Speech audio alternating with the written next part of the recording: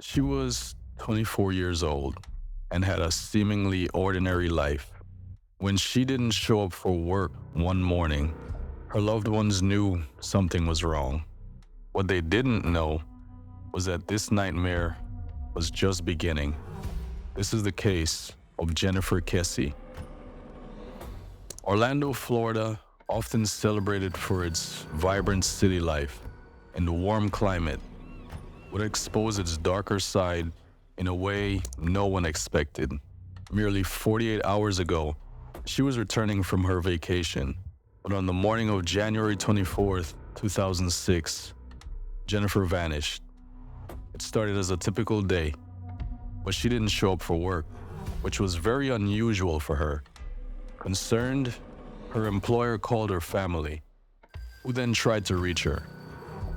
Failing to do so, they drove to her address. We had asked the manager to please go down and see if Jennifer's car was in her parking spot. Oh, okay. And he went down and he says, no, there's no car. What time was that at? It's probably like 11:30 maybe 11:30, at that time. On entering her apartment, there appeared to be no signs of a struggle, except for some wet towels and a shower that had been recently used. Jennifer left no obvious signs of where she went. 2 days after her disappearance, a tangible clue. Her car was found abandoned at a nearby apartment complex. Security footage would show an unidentified person parking her car and departing the scene. It seemed almost intentional that their face was obscured by a fence in nearly every frame. Jennifer had previously expressed concerns about construction workers at her condo. She felt uneasy about some of the workers who were staying in vacant units and reportedly felt like she was being watched. No conclusive evidence has linked any of the workers to her disappearance. Jennifer's cell phone, keys, purse, and other personal belongings were never recovered. Investigators found very little forensic evidence. They found the latent prints that turned out to belong to Jennifer, and they also found a rather large black footprint near the gas pedal of the car. We do know from the video that that person sat in the car for something like 32 seconds, possibly wiping down something in a car or maybe making a phone call. Jennifer's boyfriend, who lived several hours away, was investigated and cleared as a suspect early in the case.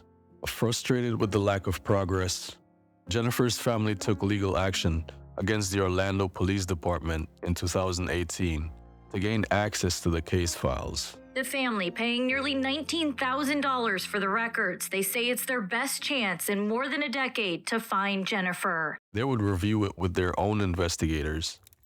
What happened between the time Jennifer left her condo and entered her car? It's believed that Jennifer was abducted either while walking to her car or shortly after getting into it. It honestly, to me, looked like someone was thrown down on the top of the hood, arms spread out, and then dragged back, almost like off the hood, to the point where you can almost see fingers scribbling down the hood. Did someone she knew approach her, or was it a random act of violence? One theory that has made the rounds is that someone from Jennifer's workplace may have committed the act. There are other disappearances and assaults in the Orlando area that bear a few similarities. The case of Tracy Ocasio, who went missing in 2009. After leaving a bar in Orlando, her car was found abandoned, but she's never been found. Or the case of Michelle Parker in 2011. Shortly after appearing on the TV show The People's Court, she was last seen dropping off her children at her ex-fiance's home. Her car was later found abandoned. Despite extensive searches and media coverage, she remains missing. These could suggest the work of a serial offender. However, no concrete links have been established by law enforcement between Jennifer's case and the other incidents.